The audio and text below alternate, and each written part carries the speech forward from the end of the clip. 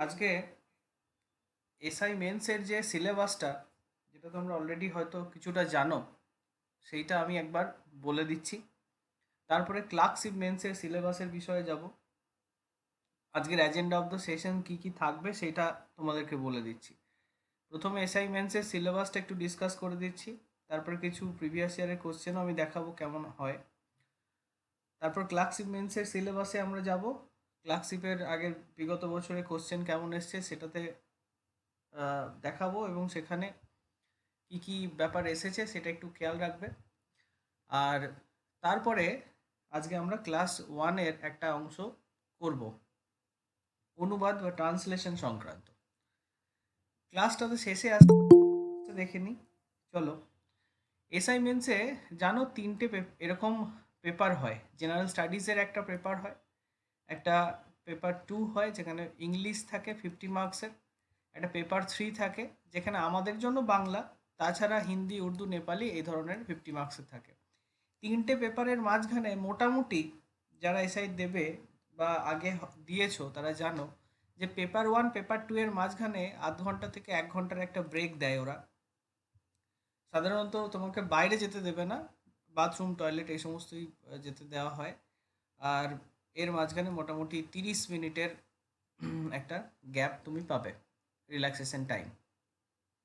তো আমাদের বিচার্য বিষয় হচ্ছে এই যে ক্লাসটা আজ থেকে আমি শুরু করলাম, এই ক্লাসে ডাব্লিউবিপিএসআই এর পেপার 2-তে আর পেপার 3-তে যেটা রয়েছে ইংলিশ এবং বেঙ্গলি, মানে 50 আর এদিকে 50, এই 100 প্রিপারেশনটা আমাদের এখান থেকে হয়ে যাবে, যা আমি করাবো। এর জন্য এক্সট্রা কোনো কিছু করার তোমাদের প্রয়োজন নেই। দেবে তারা মোটামুটি এই পেপার 1 সম্পর্কে একটু দেখো কীরকম কী কোশ্চেন আসে না আসে, সেইগুলো নিজেরা একটুখানি প্র্যাকটিস করে নিও। পেপার 2 পেপার 3-র জন্য কোনো চিন্তা নেই। ভিডিওটা করার আগে যে 2-4 মিনিটের সময় আমি পেয়েছিলাম, আমি একটু দেখছিলাম যে কীরকম কী পরিস্থিতি মেন্সের ব্যাপারে, কারা কীরকম ভিডিও দিচ্ছে। আমি দেখে অবাক হয়ে গেলাম যে হাজারো ভিডিও অলরেডি পাবলিশ হয়ে গেছে এবং এক একজন এক এক রকম কথা বলছে। তো তোমাদেরকে প্রথমেই আমি বলে দিচ্ছি, হাজার চ্যানেলের হাজার কথা শোনার কোনো প্রয়োজন নেই। যে কোনো একটাকে ফলো করো, যে কোনো, সবাই ভালো পড়ায়, যে কোনো এক জায়গায় ফলো করো, এটাকেই কন্টিনিউ করো, ঠিক আছে? হাজারটা দেখে মাথা পাজেল হয়ে যাবে। একজন কিছু চ্যানেলে তো দেখলাম একদম পরীক্ষাই হয়নি এখন থেকেই কাট আপ বলে দিল যে এত পেতে হবে। তো এগুলো আমার মনে হয় না এগুলো মাথায় রাখা প্রয়োজন আছে। যাই হোক, মোটামুটি যে কোনো এক জায়গা থেকে, বিশেষ করে যদি অফলাইনে ভালো বই পারো সেটাও খুব বেটার হবে। আর যদি আমার সঙ্গে যুক্ত থাকো তাহলে তো কোনো চিন্তা নেই, পেপার 2 পেপার 3 উতরে যাবে, কোনো অসুবিধা হবে না। টোটাল 200 নম্বরের পরীক্ষা হয় জানো। ডেসক্রিপটিভ টাইপের কোশ্চেন থাকে, মাধ্যমিক পরীক্ষার মতো যেমন কোশ্চেন হয় সেম সেরকম ধরনের। জেনারেল স্টাডিজের ক্ষেত্রে দেখো 50 থাকে, অ্যারিথমেটিক 25 থাকে, আর লজিক্যাল রিজনিং 25 থাকে। মোট 100 নম্বরের 2 ঘন্টা টাইম থাকে, ঠিক আছে? এইটা তোমাদেরকে নিজেদেরকে আমি দেখে নিতে বলছি। আর পেপার 2 আর পেপার 3-র যে গল্পটা, সেখানে 50-50 নম্বরের থাকবে। মোট 1 ঘন্টা 1 ঘন্টা 2 ঘন্টা টাইম থাকে, মাঝখানে অবশ্যই গ্যাপ ব্রেক পাবে, যেটা আমি বলছিলাম। 200 নম্বরের জন্য মোট 4 ঘন্টার পরীক্ষা হয়।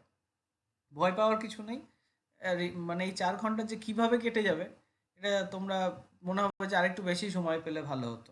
তো এটা নিয়ে যেন হেডেক নিও না। আর গোটাটাই একই দিনে এক্সাম হবে, সেম ডেতে। এটা এরা নোটিশে বলেই দেয়, পিআরবি বোর্ড থেকে।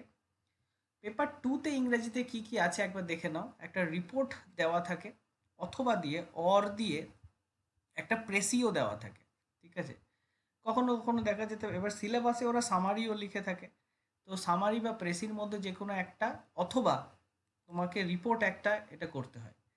আর একটা ট্রান্সলেশন থাকে। এছাড়া কিছু কোশ্চেন তোমাকে দেওয়া থাকে যেখানে কারেক্ট ইউজ অফ ওয়ার্ডস থাকে, ওয়ার্ডের ঠিকঠাক কারেক্ট হোমোফোনস টাইপের কিছু, হোমোনিমস টাইপের কিছু কোশ্চেন থাকে, কারেকশন অফ সেন্টেন্সের কিছু কোশ্চেন থাকে, কমন ফ্রেজেসের কিছু কোশ্চেন থাকে, সিনোনিম অ্যান্টোনিমও কিছু থাকে। মানে এই ধরনের কোশ্চেন যেগুলো আমরা সাধারণত প্রিলিমসের এক্সামে করে থাকি, সেই ধরনের কিছু কোশ্চেন তোমার কিন্তু মেন্সেও থাকবে। তার সঙ্গে তোমাকে একটা রিপোর্ট অথবা প্রেসি বা সামারি, আর যেটা দেবে আর কি, আর একটা ট্রান্সলেশন তোমাকে করতে হয়। একটু পরে কোশ্চেন পেপার দেখাবো, ওখানে দেখতে পাবে। আর পেপার 3-তে যদি যাই, আমাদের ক্ষেত্রে তো নেপালি হিন্দির ব্যাপার, বাংলার ব্যাপারটা রয়েছে। তো বাংলার ক্ষেত্রে আমাদের একটা প্রতিবেদন লিখতে হয়, একটা রিপোর্ট লিখতে হয়, ঠিক আছে? রিপোর্ট মানেই প্রতিবেদন, আর একটা ট্রান্সলেশন করতে হয়, ব্যাস। 20 মার্কসের ট্রান্সলেশন থাকে। এইবার ক্লার্কশিপের সাথে এর ট্রান্সলেশনের ব্যাপারটা অনেকটা সিমিলার, কিন্তু এখানে ওই 1 2 3 4 করে তোমাকে কোশ্চেন দিয়ে আর কি ট্রান্সলেশন দেয়, কিন্তু ক্লার্কশিপের ক্ষেত্রে একটা প্যাসেজ ট্রান্সলেশন, তার ট্রান্সলেশন করতে হয়। তো এইটা একটু পার্থক্য থাকে, বাকি গোটা ব্যাপারটা একই। দেখো আমি একটা কোশ্চেন তোমার এখানে নিয়ে এসেছি, এটা 2022-এর সম্ভবত, হ্যাঁ 2022-এর। দেখো একটু ইংরেজিতে রয়েছে, কি আছে দেখো। প্রথমে দেখো নিউজ পেপার রিপোর্ট দিয়েছে, যেটা 100 ওয়ার্ডের মধ্যে লিখতে হবে, ওয়ার্ড মেনশন করে দিয়েছে। 10 নম্বর রেখেছে 50-র মধ্যে। এরপরে যাও, এরপরে দেখো অর দিয়ে, যেটা আমি একটু আগে বলছিলাম, একটা প্রেসিও দিয়েছে। তাহলে হয় রিপোর্টটা লিখতে হবে, নয় প্রেসিটা লিখতে হবে, যে কোনো একটা, ঠিক আছে? আমার মনে হয় প্রেসিটা লেখা বেশি ইজি। যাই হোক, সেটা তোমাদের দুটোই শেখাবো আমি, দেখবে যার যেটা হবে, যেটা সুবিধা লাগবে সেটাই করবে। ট্রান্সলেট ইন্টু ইংলিশ, দেখো ট্রান্সলেশন দিয়েছে কীরকমভাবে, আমি যেটা বলছিলাম, প্রত্যেকটা বাক্য আলাদা আলাদা করে দিয়েছে। এবার যারা বাংলা চয়েস করবে তাদেরকে এটাকে, ইংলিশ চয়েস করবে যারা, তারা বাংলা থেকে ইংরাজিতে যাবে। এরকম সেম বাকি ভাষার যারা আছে, উর্দু থাকে, নেপালি থাকে, তাদেরকে সেইখান থেকে ইংরাজিতে ট্রান্সলেট করতে হয়। যাই হোক, এখানে দেখো 10টা 2 নাম্বার করে থাকে, মানে 20 মার্কসের। তাহলে এটা গেল। এরপরে দেখো এখানে মেক সেন্টেন্সেস, এই দেখো যেটা আমি বলছিলাম একটু আগে, হোমোনিমস, এ দেখো অ্যাকসেপ্ট, এক্সেপ্ট, এ দেখো অল টুগেদার, অল টুগেদার, এইগুলোকে দিয়ে তোমাকে বাক্য রচনা করতে বলেছে। যথেষ্ট দক্ষতা থাকা দরকার। আমি তোমাদেরকে, যারা অফলাইনে পড়েছো জানো অ্যাকসেপ্ট মানে কি, এক্সেপ্ট মানে কি বলে দিয়েছিলাম। এবার এইটা দিয়ে বাক্য রচনা করতে বলেছে তোমাকে। কটা করতে হয় দেখো, 1 2 3 4 5টা রয়েছে, 6টা রয়েছে, তার মধ্যে 5টা 2 নাম্বার করে, 10 নাম্বার থাকে, হলো। এরপরে দেখো রাইট সিনোনিমস, সেম একই গল্প, এক্সট্রা কোশ্চেন দেওয়া থাকে। তার মধ্যে দেখো 1 2 3 4 5, এখানে 5টাই রয়েছে, মানে 5টাই তোমাকে করতে হবে। সিনোনিমস 1 নাম্বার করে রয়েছে। এবং সবথেকে যেটা, সেটা হচ্ছে দেখো কোনো অপশন নেই, মানে তোমাকে নিজে ভেবে করতে হবে। দেখো কার্কাস, প্রাণী পশু প্রাণীদের মৃতদেহকে কার্কাস বলে, তাহলে এর সিনোনিম কি হবে দিয়েছে। কনফেস, এর সিনোনিম কি হবে দিয়েছে, তাহলে সিনোনিম তোমাকে এখান থেকে করতে হবে। তার মানে ওই অবজেক্টিভের কোশ্চেনে যেটা হয় সেটাই মনে করে করে তোমাকে করতে হচ্ছে। দেখো এরপরে দেখো ওয়ান ওয়ার্ড দিয়েছে, ওয়ান ওয়ার্ডও দেখো সেম গল্প, ওয়ান ওয়ার্ড দিয়ে দিয়েছে, নো অপশনস, কোনো অপশনস নেই। One who knows or sees everything, যে সব কিছু দেখতে পায় তাকে কি বলে। One who does not believe in God, তাহলে যে ভগবানে বিশ্বাস করে না, অ্যাথেইস্ট বলে। সেই তোমাকে ভেবে চিন্তে করতে হবে, একটা ফ্যাক্ট, যে বানানটাও তোমাকে ঠিক করতে হবে, নয়তো তুমি ফুল না। এবার যারা খাতা চেক করেন, তারা কখনো কখনো ওই হাতের লেখার ওপর, হাতের লেখা বুঝতে না পেরে কিন্তু গোটাটাই কেটে দেয়। তো অবশ্যই তোমরা যখন লিখবে, প্রত্যেককে বলছি হাতের লেখাটা ঠিক করার চেষ্টা করবে। সুন্দর হ্যান্ডরাইটিং যদি হয়, তাহলে কিন্তু সেটা ভালো নাম্বারের উপযোগী হয়। যাই হোক, ইংরেজি তাহলে দেখো এইরকম টুকরো টুকরো কোশ্চেন, যেগুলো আমরা বিভিন্ন মিক্সড সেট যেখানে প্র্যাকটিস করি, বা সেই সমস্ত জায়গায় সে সমস্ত যেগুলো আমরা আলোচনা করি, সেই জিনিসগুলো ওখানে থাকে। আর বড় রাইটিং ফাইটিং লেখারের মধ্যে যেটা, সেটা হচ্ছে প্রেসি, আর রিপোর্ট, আর ট্রান্সলেশন। এই 3টে জিনিস তোমাকে ইংরেজির মধ্যে শিখতে হবে। বাংলার ক্ষেত্রে একই গল্প, যেখানে একটা দেখো ট্রেন দুর্ঘটনা দিয়েছে, তার মানে কি, তোমাকে একটা দৈনিক সংবাদপত্রের প্রতিবেদন লিখতে দিয়েছে। সেম গল্প, বাংলাতে রিপোর্ট মানে বাংলাতে প্রতিবেদন একটা লিখতে হয়। আর দেখো এখানে তোমাকে ট্রান্সলেশন, এই যে বাংলা অথবা নেপালিতে অনুবাদ করুন, আমরা বাংলাতেই করব, নেপালি না। এর মধ্যে দেখো 10টা 2 নাম্বার করে, তার মানে এটাকে তোমাকে বাংলাতে ট্রান্সলেট করে দেখাতে হবে। সেম একই গল্প, প্যাসেজ ট্রান্সলেশন নয়, প্রত্যেকটা আলাদা আলাদা। দেখো বাক্য দিয়েছে, তার আলাদা আলাদা মিনিং হবে এবং তোমাকে এটা পাশাপাশি ওরা যেমন খাতা প্রোভাইড করবে সেখানে তোমাকে লিখতে হবে। এইখানে একটা ফ্যাক্ট হচ্ছে সিকোয়েন্সটা যেন মেনটেন করো, এটা আমি তোমাদেরকে বলে দিচ্ছি। অনেকেই এটা ইনস্ট্রাকশনে লেখাও থাকে বা লেখা যদি নাও থাকে সেইটাই করার চেষ্টা করবে। অনেকে কি করে ইনস্ট্রাকশন মানতে কেন বলছি, ইনস্ট্রাকশনটা ভালো করে পড়ে নেবে। অনেকে প্রথমে ধরো ট্রান্সলেশন করে দিল, তারপরে রিপোর্ট করলো, তারপরে বাকি কোশ্চেনের আনসার দিল।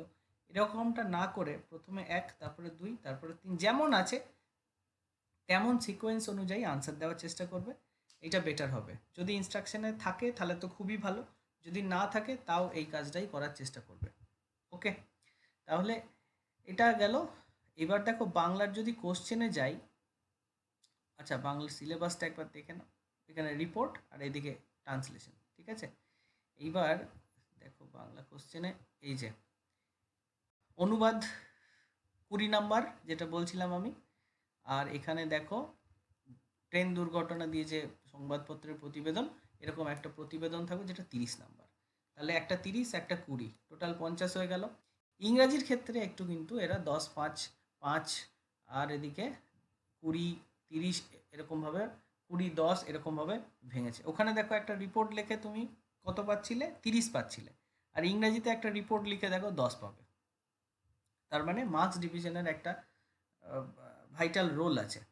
অনেকে নিউজ পেপার রিপোর্ট ঠিকঠাক লিখতে পারে না, তবু তার হাতে সুযোগ থাকে এই সমস্ত জায়গায়, এই সমস্ত সিনোনিম অ্যান্টোনিম, এই যে সিঙ্গেল ওয়ার্ডস, এই সমস্ত জায়গায় তার স্কোর করার একটা সুযোগ থাকে। ঠিক আছে, তাহলে এটা গেল এসআই এর গল্প। এরপর আমরা ক্লার্কশিপ। ক্লার্কশিপের ক্ষেত্রে দেখো আমাদের পরীক্ষায় মেন্সটাকে পার্ট 2 বলা হয়, এটাকে পার্ট 2 এক্সাম বলা হয়। আর যেটা তোমরা প্রিলিমিনারি অলরেডি দিয়ে ফেলেছো সেটাকে পার্ট 1 বলা হয়। কেন পার্ট 2 বলা হয়, তার কারণ এই দুটো যোগ করে আমাদের মেরিট লিস্ট হবে।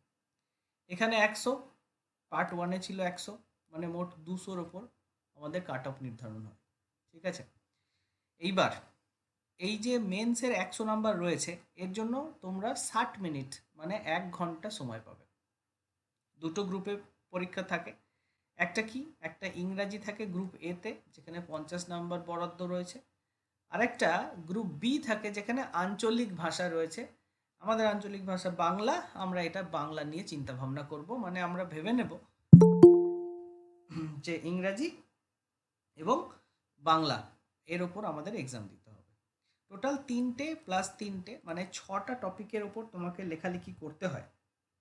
ঠিক আছে, 6টা টপিকের ওপর তোমাকে লেখালেখি করতে হবে এবং সময় তুমি পাবে। সব থেকে ভাইটাল ব্যাপার সেটা হচ্ছে 1 ঘন্টায় 6টা টপিক লেখা। 1 ঘন্টা সময় পাবে, তার মধ্যে তোমাকে লিখতে হবে। ঠিক আছে, এইবার দেখো গ্রুপ এতে ইংরাজি যেটা আছে, যেখানে 50 নম্বর বরাদ্দ আছে, তার বিষয়বস্তু কী কী। তোমাকে এখানে একটা রিপোর্ট রাইটিং লিখতে হবে যার পয়েন্ট তোমার দেওয়াই থাকবে। ঠিক আছে, তোমাকে একটা রিপোর্ট রাইটিং লিখতে হবে যার পয়েন্ট তোমার কিন্তু খেয়াল করবে, দেখবে পয়েন্ট দেওয়াই থাকে। তাহলে ব্যাপারটা ইজি হয়ে গেল অনেকটা। আর রিপোর্ট বা প্রতিবেদনের ক্ষেত্রে সাধারণত পয়েন্ট ছাড়া লিখতে দেয় না, পয়েন্ট তো দিতেই হবে না, কি সংক্রান্ত লিখতে হবে। এইবার প্রতিবেদন অনেক ধরনের হয়, একটা হয় সম্পাদক লিখছে, আবার কখনো কখনো কোনো ইনসিডেন্ট দিয়ে প্রতিবেদন হতে পারে। ঠিক আছে, সম্পাদকীয়র ক্ষেত্রে অতটা এই পয়েন্টের ব্যাপারটা অতটা ওরা প্রোভাইড করে না, সেটা তোমাকে নিজেকে ভাবতে হয়। কিন্তু ইনসিডেন্ট রিলেটেড যে সমস্ত সাধারণত কারেন্ট টপিকের ওপরেই দেয়, তো সেই প্রতিবেদনের পয়েন্ট অবশ্যই তুমি পেয়ে যাবে সেখানে। আর কি, প্রেসি থাকে অথবা সামারি থাকে, প্রেসিটাকেই ধরো, এই এক পিস তোমাকে করতে হবে যেখানে একটা গদ্যাংশ দেওয়া থাকে, সেটাকে সংক্ষেপে রচনা করতে হয়। সব শিখবো আমরা, কোনো চাপ নেই। এরপর ট্রান্সলেট ইন্টু ইংলিশ। দেখো তার বাংলার ক্ষেত্রে তোমাকে বাংলা থেকে ইংরাজিতে, আর ইংরাজির ক্ষেত্রে ইংরাজি থেকে বাংলায় তোমাকে কিন্তু ট্রান্সলেশন করতে হবে। ঠিক আছে, তাহলে ট্রান্সলেশন। আচ্ছা, আরেকটা কথা বলি, এসআই হোক বা ক্লার্কশিপ মেন্স, দুটোতেই তোমার কিন্তু এই অনুবাদ যে ব্যাপারটা রয়েছে না, আজকে অনুবাদ নিয়ে আলোচনা করব ক্লাসের লাস্টে। এই ট্রান্সলেশন পার্টটা কিন্তু তোমাকে প্রচুর নাম্বার ক্যারি করার চান্স দেবে, ঠিক আছে? বাকিগুলো তোমাকে বেশি নাম্বার ক্যারি করার চান্স না দিলেও ট্রান্সলেশন কিন্তু তোমাকে প্রচুর নাম্বার ক্যারি করার চান্স দেবে, ঠিক আছে? এটা একটা তুমি ভালো দিক বলতে পারো। যারা মোটামুটি একটু ইংরেজি বোঝে তারা তার ভাবানুবাদ করে হোক, যেমন করেই হোক, একটা ট্রান্সলেশন উদ্ধার করে দিয়ে আসতে পারলে মোটামুটি একটা নাম্বার থাকে। বেশ, এরপরে এসো। এটা আমাদের তাহলে 3টে টপিক গেল: রিপোর্ট, প্রেসি, ট্রান্সলেশন। সেম গল্প বাংলার ক্ষেত্রেও একই। একটা রিপোর্ট লিখতে হয়, পয়েন্ট দেওয়াই থাকে। প্রেসি লিখতে হয় অথবা সামারি লিখতে হয়, প্রেসিটাকেই ধরো, যেখানে সংক্ষেপে আলোচনা করতে হবে। আর ট্রান্সলেশন সেম একই গল্প, ইংলিশ দেওয়া থাকে, সেটাকে রিজিওনাল ল্যাঙ্গুয়েজে, আমাদের ক্ষেত্রে বাংলায় অনুবাদ করতে হবে। এই হচ্ছে গল্প। এইবার এখানে আমাদের খুব ভালো করে যদি খেয়াল করো দেখবে কতজনকে পাস করিয়েছে, প্রায় 90,000, 89,700 সামথিং কত দেখছিলাম। এতজনকে তো পাস করিয়েছে, এতজনের খাতা এরা চেক করবে। তার মানে ভাবো পিএসসিকে মিনিমাম যদি 100 জনকেও খাতা দিতে হয়, তাহলেও দেখো প্রত্যেকের মাথায় কতগুলো করে খাতা পড়ছে। এবার এরা যখন, এই সমস্ত স্যাররা যখন খাতা দেখবে, তারা কি খেয়াল করবে? তারা কোন কোন জায়গায় তুমি ঠিকঠাক অ্যাটেন্ড করেছো কি না, কোন কোন জায়গায় তুমি ভুল করতে পারো, এগুলো তারা বিশারদ দেখাতে, তো তারা সেই জায়গাগুলো খেয়াল করবে। আরেকটা হচ্ছে, তাহলে সেই জায়গাগুলো কোথায়? সেই জায়গাগুলো হচ্ছে তুমি যে শব্দগুলো লিখেছো সেখানে বানান ভুল আছে কিনা, টেন্স মেনটেন করেছো কিনা, এই জায়গাগুলো তারা কিন্তু দেখবে। আর একটা ব্যাপার হচ্ছে হাতের লেখা। হাতের লেখা যদি সুন্দর হয় সেক্ষেত্রে তাদের মনোভূত হয় এবং তারা নাম্বার কিন্তু দিয়ে দেয়। এইবার সাধারণত 10 গুণ পরীক্ষার্থীকে পাস করানো হয়, তো তার মানে মোটামুটি তুমি ভেবে নিতে পারো 8,500 প্লাস ভ্যাকেন্সি আছে এবছর, যেটা এর আগে কিন্তু কম ছিল। তার মানে মোটামুটি তুমি যদি একটু ভালো করে পরীক্ষা দিতে পারো, তাহলে কিন্তু এই এত ভ্যাকেন্সি যেহেতু আছে, তুমি কিন্তু করে যেতে পারো। এটা কিন্তু একটা ফ্যাক্ট। হ্যাঁ, যেহেতু ভ্যাকেন্সি মোটামুটি আগের যে এক্সাম হয়েছিল তার তুলনায় অনেকটাই বেশি।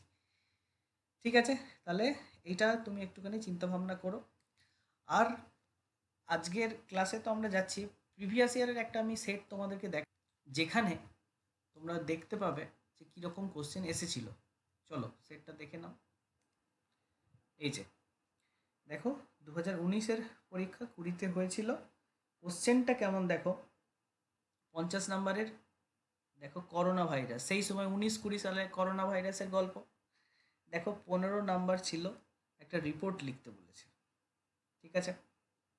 অথবা একটা সাধারণ রিপোর্টও দিয়েছে যে ডিভাস্টেটিং ফায়ার, ভীষণ আগুন লেগে গেছে একটা গোডাউনে, লোকাল ফ্যাক্টরিতে, সেই সংক্রান্ত একটা রিপোর্ট দিয়েছে। তার মানে অ্যাক্সিডেন্টাল রিপোর্টও একটা দিয়েছে। এইবার কে কোনটা অ্যাটেন্ড করলো এটাও একটা ফ্যাক্ট। অনেকে অ্যাটেন্ড করবে অ্যাক্সিডেন্টাল রিপোর্ট, এটা সোজা। এই যে ডিভাস্টেটিং ফায়ার, অনেকে করোনা ভাইরাস দিয়ে এই ব্যাপারটা যেতে চাইবে না। এখানে অপশন 1 নম্বরের যদি খুব ভালো লেখো, দুটো তোমার লেখাতে কোনো সমস্যা নেই, সেক্ষেত্রে তুমি কোন রাইটিংটা চয়েস করলে এটার ওপরেও যারা খাতা দেখে তাদের একটা ইমপ্রেশন থাকে যে সবাই ডিভাস্টেটিং ফায়ার লিখছে, এই ছেলেটা তো করোনা ভাইরাস নিয়ে লিখেছে। তো একটা স্পেশাল ইমপ্রেশন কিন্তু পরে বাছাইয়ের ওপর। যাই হোক, এটা আমাদের এখন হেডেক নয়, আমাদের তো এখন প্র্যাকটিস করে সেই, হ্যাঁ, সেই জায়গায় আমাদেরকে পৌঁছাতে হবে। তাহলে দেখো রিপোর্ট এসছে 15 নাম্বার। এরপর দেখো প্রেসি, একটা প্যাসেজ তোমাকে দিয়ে দিয়েছে, এটাও 15 মার্কসের রয়েছে। এই প্রেসিটা, এই গোটা প্যাসেজটা পড়ে তোমাকে একটা এর 1/3 একটা অনুচ্ছেদ তোমাকে লিখে দিতে হবে। প্রেসি যেটাকে আমরা বলি, যার টাইটেল থাকে কি থাকে, এটা পরে তোমাদের শেখাবো আমি। এইবার সেই বিখ্যাত ব্যাপার যেখানে খুব ইজিলি নাম্বার তোলা যায়, দেখো 20 মার্কস এসেছিল এইটুকু মাত্র ট্রান্সলেশন করে, ঠিক আছে? দেখো গিরিডিতে বেড়াবার কথা বললে উশ্রীর ধারটাই মনে পড়ে। এখানে উশ্রী কি মেয়ের নাম নাকি উশ্রী নদীর নাম, এখানে অনেকে হয়তো কনফিউজ হয়ে যেতে পারে। উশ্রীর ধার বলছে, তার মানে এটা অবশ্যই কোনো একটা নদীই হবে হয়তো। তাহলে এইরকম ভাবনা চিন্তা করে ট্রান্সলেশন করারও বিভিন্ন ব্যাপার থাকে। তো দেখো ট্রান্সলেশনে 20, প্রেসিতে 15 আর রিপোর্টে 15, মোট হলো 50। এবার বাংলাতে যদি যাও, সেম গল্প। বাংলাতে কি এসেছিল দেখো, কোশ্চেনটা দেখে নাও। বাংলার ক্ষেত্রে হয়ে গেল বাংলা, এই যে নেপালি, সাঁওতালি, এর আগে আছে বাংলা। সমস্ত ভাষাতেই কোশ্চেন থাকে, হ্যাঁ। উর্দু, এ দেখো উর্দুতে কোশ্চেন আছে, হিন্দিতে কোশ্চেন আছে। এই আমাদের বাংলা, এই দেখো 15 নম্বরের রিপোর্ট আছে। দুটোর মধ্যে যে কোনো একটা, দুই ক্ষেত্রে একটা সুবিধা হচ্ছে এখানে তুমি অপশন পেয়ে যাচ্ছ, যে একটা দিয়েছে সেইটাই তোমাকে লিখতে হবে এইরকম ব্যাপারটা না, ঠিক আছে। এখানে দেখো দুটোর মধ্যে তোমাকে একটা চয়েস করতে হয়। সেম গল্প, লকডাউনের পরিস্থিতি অনুযায়ী পরিযায়ী শ্রমিকের বাড়ি ফেরার সময়, যেটা কিন্তু সেই ইয়ের সময়, করোনার সময় হচ্ছিল, তাই না? সেই সোনু সুদ বা এরকম বিখ্যাত পার্সোনালিটি তারা বাসে করে সবাইকে বাড়ি ফেরাচ্ছিল, মনে পড়ে? দেখো তার মানে কারেন্ট অ্যাফেয়ার্স রিলেটেড ক্লার্কশিপের জন্য ইম্পর্ট্যান্ট কি কি হতে পারে সেটা আমি তোমাদেরকে অবশ্যই প্রোভাইড করে দেবো, তোমাদের লিখতেও দেবো, তোমরা লিখে আমাকে দেবে, আমি দেখব। তো কারেন্ট অ্যাফেয়ার্স রিলেটেড কোন কোন টপিক হতে পারে, তারপরে মাস্ক পরা নিয়ে গণসচেতনতা, এটাও কারেন্ট অ্যাফেয়ার্সের মধ্যেই পড়ে। যাই হোক, 15 নম্বরের দেখো প্রতিবেদন লেখার গল্প রয়েছে। তারপরে সারাংশ লিখতে হয়, যেটাকে আমরা ইংরেজিতে প্রেসি বলছিলাম, সেটার ওপরেও 15 নম্বরের কোশ্চেন থাকে। তারপরে চলে যাও অনুবাদ, দেখো মাত্র এইটুকু অনুবাদ করে তুমি 20 নম্বর পেতে পারো, তাই না? দেখো অনুবাদে এইটুকু এইটুকু করেই দেখো 20 নম্বর পাওয়া যেতে পারে। তাহলে সেম গল্প, তিনটে তিনটে 6টা টপিক তোমাকে অ্যাটেন্ড করতে হবে এবং কিছু অন্তত লিখে এসো, তাতে কিছু মার্কস তুমি পাবে। এবার প্রিলিতে যাদের স্কোর ভালো আছে, মোটামুটি যারা মনে করছো যে আমি 80 পেয়েছি, কেউ মনে করছো আমি 70 পেয়েছি, কেউ মনে করছো আমি 60 পেয়েছি, কেউ মনে করছো আমি 49-এর আশপাশেই পেয়েছি, প্রত্যেকের সুযোগ আছে। যেহেতু ক্লার্কশিপ মেন্স একটা লটারির মতো, ভালো স্যারের হাতে খাতা পড়লো, তোমাকে দিয়ে দিল 70, মোটামুটি স্যার খুব ভালো করে চেক করলো, করা স্যার কোনো, তোমাকে দিয়ে দিল 40। এই যে নাম্বারের ডিফারেন্স, এইটার ওপর তুমি কখনোই চ্যালেঞ্জ করতে পারবে না। মেন্সের এই একটা সমস্যা, তুমি কখনোই চ্যালেঞ্জ করতে পারো না, বলতে পারো না যে আমি 40 কেন পেলাম। হ্যাঁ, কারণ মেন্সের লেখা এর থেকে বেটারও লেখা যায়, খারাপ তো লেখাই যায়, এর থেকে বেটার লেখা যায়। অতএব একটা স্যার মনে করলেন, ধরো 100 জন খাতা দেখছে, তো তার মানে তোমার খাতাটা 100 জনের কাছে যদি ইন্ডিভিজুয়ালি যায়, কেউ তোমাকে 60 দেবে, কেউ তোমাকে 50 দেবে, কেউ তোমাকে 40 দেবে, কেউ 80 দেবে। এক একজনের চিন্তাভাবনা এক এক রকম থাকে। যদিও পিএসসির একটা ক্রাইটেরিয়া মেনে তারা খাতা দেখেন, তো সেই ক্ষেত্রে নাম্বারের খুব একটা ভ্যারি হয় না, বাট কিছু ক্ষেত্রে লাখেরও একটা ব্যাপার থাকে। যাই হোক, এসব আমাদের হেডেক নিয়ে লাভ নেই। তারপরে আরেকটাও অনেকের হেডেক থাকে, সেটাও আমি বলি। এর তিনটে সেক্রেটারিয়েট পোস্ট আমি সিলেক্ট করেছিলাম, তারপরে রিজিওনাল করব নাকি সেক্রেটারিতে কিসে পাস করব। তো এইসব সেক্রেটারিয়েট পেলে নাকি রিজিওনাল পেলে, সেই সব চিন্তাভাবনা, তোমার এখন একটা চাকরির দরকার। অতএব তোমার ওই সব ভাবনা চিন্তায় যাওয়ার কোনো প্রয়োজন নেই। সেক্রেটারিয়েট থাকলে প্রমোশন তাড়াতাড়ি হয়, ভালো জায়গায় যাওয়া যায়, জানি। সেটার জন্য তোমার কাট আপও বেশি হয়। আগের বারে মনে হয় 145 সামথিং এরকম কিছু একটা ছিল সেক্রেটারিয়েটের কাট আপ, 137 ছিল রিজিওনালের কাট আপ, 137 মতো, ঠিক আছে। তো রিজিওনালের কাট আপ সব থেকে কম হয়, আর বাকিগুলো একটু বেশি থাকে, কারণ প্রমোশনের একটা ব্যাপার থাকে। তো এইগুলো নিয়ে আমাদের হেডেক নেওয়ার কোনো প্রয়োজন নেই। এটা তোমাদের জাস্ট তোমাদের মাথায় কখনো কখনো ঘুরে বেড়ায় এগুলো, যে সেক্রেটারিয়েট পেতে গেলে কি করতে হবে, এগুলো সেসব চিন্তা ভাবনা মাথা থেকে বাদ দাও।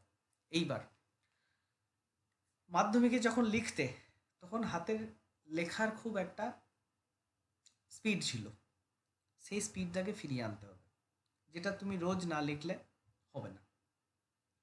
যদি না লেখো, যদি আমি যেটা পড়াচ্ছি শুধু সেইগুলোই দেখে চলে যাও, হয়তো তুমি ট্রান্সলেশন বা এই যেগুলো থাকে এগুলো হয়তো কমনও পেয়ে গেলে। আগের বারে ছিল ওই পিকে দে সরকার থেকে আমি করিয়েছিলাম যাদেরকে, ওখান থেকে কোশ্চেন ট্রান্সলেশন হুবহু কমন এসেছিল। তো হয়তো এগুলো কমন পেয়ে যেতে পারো, বা আমি যেগুলো কারেন্ট টপিক তোমাকে রিপোর্ট করিয়েছি কমন পেয়ে যেতে পারো। কিন্তু যদি তুমি নিজে না লেখো, তাহলে ব্যাপারটা যেটা হবে, পরীক্ষার হলে তোমার মনে হবে যে বাঁ হাতে করে ডান হাতকে ঠেলতে হচ্ছে। মানে তুমি মাথাতে ভেবে ফেলছো বাট তোমার হাত সরছে না। এটা একটা খুব খুব বাজে ব্যাপার। যদি লেখালেখি প্র্যাকটিস না থাকে, পরীক্ষার হলে নামিয়ে আসা খুব মুশকিল। তো আমি যেটা যেটা লিখতে দেব সেটা অবশ্যই লিখবে। আরেকটা কথা, যেটা আমি প্রথমেই বলে এসেছি, হাজার ভিডিও হাজার চ্যানেলে দেখে সময় নষ্ট করবে না একদমই। এটা খুব বাজে ব্যাপার হবে, তাতে আরও ক্ষতি হবে, ভালো কিছু হবে না। বই যদি বলো, বই সমস্ত বই ভালো। ডিপি ভট্টাচার্য, আমাদের পিকে দে সরকার, অ্যান্ড দেন প্রচুর বই আছে, পিসি দাস রয়েছে। যে কোনো বই ফলো করতে পারো। নাও বাংলা ইংরেজি যেহেতু আমি পড়াচ্ছি, বই ফলো না করলেও হবে, আমি যেগুলো দিচ্ছি সেগুলো পড়ে নিলেও হবে। যদি তবুও নিজেরা কিছু এক্সপেরিমেন্ট করতে চাও, তো ওই সমস্ত বই থেকে তোমরা করতে পারো। এটা হয়ে গেল, এটা বলে দিলাম। আরেকটা ব্যাপার হচ্ছে, ওই আহ, তোমরা যখন আমাকে, আমি আমি ধরো আজকেও তোমাদের দুটো টপিকের ওপর লিখতে দেব, সেই লেখাটা আমাকে তোমরা ওই, আমি একটা নির্দিষ্ট সময় দেব। হ্যাঁ, নির্দিষ্ট সময় দেব, যে আজকে সন্ধ্যের মধ্যে কি কালকে সন্ধ্যের মধ্যে সেটা আমাকে সাবমিট করবে। তো তোমাদের কাজ হচ্ছে সেই লেখাটা একটা ফ্রেশ পেপারে লেখা, যেটা তোমাদের একটা সিঙ্গেল খাতা তোমরা করবে, সেই খাতায় লিখবে। লিখে সেটা প্রত্যেকেরই ফোন আছে, গুগল মিটে ক্লাস করছো মানে সেটার একটা ছবি তুলবে। ছবি তুলে সেটার পিডিএফ ফরম্যাটে আমাকে এই 6296, এই যে নাম্বারটা আছে না, 6296742027, এই যে নাম্বারটা, ওই নাম্বারটায় সেন্ড করে দেবে। তোমার খাতা চেক হয়ে কত স্কোর মোটামুটি করতে পারো সেইটা তোমাকে প্রোভাইড করে দেওয়া হবে। ঠিক আছে? তাহলে এই নাম্বার, ওই যে 6296 দিয়ে যে নাম্বারটা আছে, আমি এখানে আর লিখছি না কারণ ভিডিওটা ইউটিউবে যাবে। তো ওই ওই নাম্বারে, তোমরা জানো আমার গ্রুপেও রয়েছে নাম্বারটা, ওইখানে তোমরা পিডিএফটা সেন্ড করবে। পিডিএফ বানিয়ে সেন্ড করবে। পিডিএফ বানাতে নিশ্চয়ই জানো, অ্যাডোব রিডার বা এই জাতীয় বিভিন্ন অ্যাপ আছে। ছবি তুলে জাস্ট সেখান থেকে পিডিএফ বানিয়ে এটা শেয়ার করে দিও। যেটা আমি হোমওয়ার্ক দেবো সেইটার লেখাটা। নির্দিষ্ট সময়ের বাইরে যদি সেটা সেন্ড করো, তোমার খাতা চেক করা সম্ভব হবে না। কারণ বাংলার ক্ষেত্রে আমি স্যারদেরকে পাঠিয়ে দেবো, তারপরে তাদেরকে আবার যদি বিরক্ত করি, ব্যাপারটা খুব খারাপ হবে। ঠিক আছে? সেই জন্য নির্দিষ্ট সময় যেটা দেওয়া হবে তার মধ্যেই পিডিএফ বানিয়ে আমাকে লেখাটা পাঠাবে। তোমার খাতা চেক হয়ে তোমাকে আবার রিসেন্ড করে দেওয়া হবে। তো এটা গেল। আর একটা কথা, সেটা হচ্ছে ওই আহ, এখানে বাংলা আর ইংরেজি দুটোর ক্ষেত্রেই আমরা দুদিন তো ক্লাস করছি। তোমরা, তো আমরা হাতে সময়ও নেই, 2 মাস মতো আছে তাও নেই। তো এই 2 মাসের মধ্যে আমরা as much as possible practice করে নেবো। ঠিক আছে? যা যা হতে পারে। তো এরকমটা তোমাদেরকে আমি হোমওয়ার্ক হয়তো দুটো বা তিনটে বা চারটে বা তিনটে তিনটে 6টা টপিক হয়তো লিখতে দিলাম। আমি চেষ্টা করছি যে এই ধরো কারেন্ট অ্যাফেয়ার্সেরই মোটামুটি 18 থেকে 20টা টপিক আছে যার ওপর লেখালেখি করা যায়। তো আমি চেষ্টা করছি সেগুলো আমি দিয়েও দেবো আশা করি। তো সেইটার আমি রেডি করে রেডিমেড তোমাদেরকে পড়ে বলে দিয়ে বুঝিয়ে দিয়ে প্রোভাইড করে দেওয়ার চেষ্টা করব, যাতে তার ওপর যদি কিছু আসে কিছু অন্তত লিখতে পারো। তো এটা তোমাদেরকে অবশ্যই করে দেওয়া হবে। বাকি তোমাদের যদি কিছু বলার থাকে বলো, তারপরে আমরা আজকের ক্লাসে যাব, যেটা আমাদের আহ, আসল ক্লাস 1 শুরু হবে। সেটা শুরুর আগে তোমাদের যদি কিছু প্রশ্ন থাকে তাহলে করো, শুনি আমি। বলো। এতক্ষণ তো শুনলে, এরপর বলো তোমাদের কারোর যদি কিছু বলার থাকে।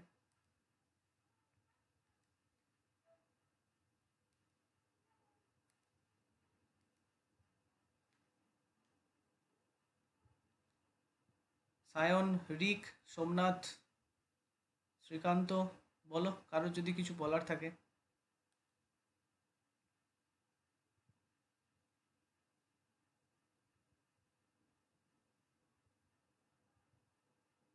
কোথায় গেলে তোমরা? বলো।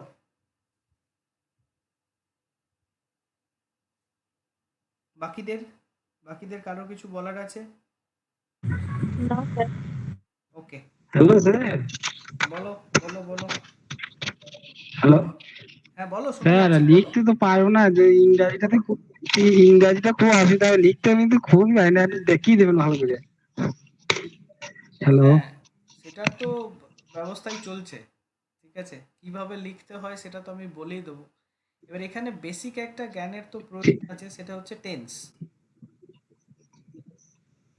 টেন্স যদি তোমরা বলো তাহলে টেন্সের একটা ক্লাস না হয় আমি করিয়ে দিতে পারি, যাতে এখানে লিখতে বাক্য তৈরি করতে গেলে এই যে এসভিও রুল এটা ফলো করে যে অনুবাদ করতে হয় বা লেখালেখি করতে হয়, সেটাই টেন্সটা তো একদম খুবই ভাইটাল।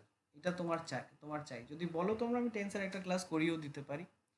বাকি লেখালেখি তো তোমাকেই করতে হবে, প্র্যাকটিসের জিনিস গোটাটাই, যত প্র্যাকটিস করবে তত হবে, ঠিক আছে? এটা নিয়ে কোনো সমস্যা নেই, ঠিক আছে? আর রিলেটেড রাইটিং তো আমি দিয়েই দেব, পরীক্ষায় যাই আসুক না কেন কিছু না কিছু অন্তত লিখে আসতে পারবে, সেটা নিয়ে কোনো সমস্যা হবে না, ঠিক আছে? ভয় না পেয়ে যেটুকু কাজ দেবো সেটুকু করার চেষ্টা করবে, ঠিক আছে? টেন্সটা তো দরকার। ঠিক আছে স্যার, একদম। ঠিক আছে। দাদা বেশ। হ্যাঁ বলো, বলো বলো। বলছি, অনুবাদে তোমার ধরো একটা অনুবাদ আছে, সেটা ধরো পাস্ট দিয়ে শুরু হচ্ছে, কিন্তু তোমার ধরো ওটা ওটা কি কন্টিনিউ আমি পাস্টে লিখবো নাকি আহ, মানে চেঞ্জ করা যাবে?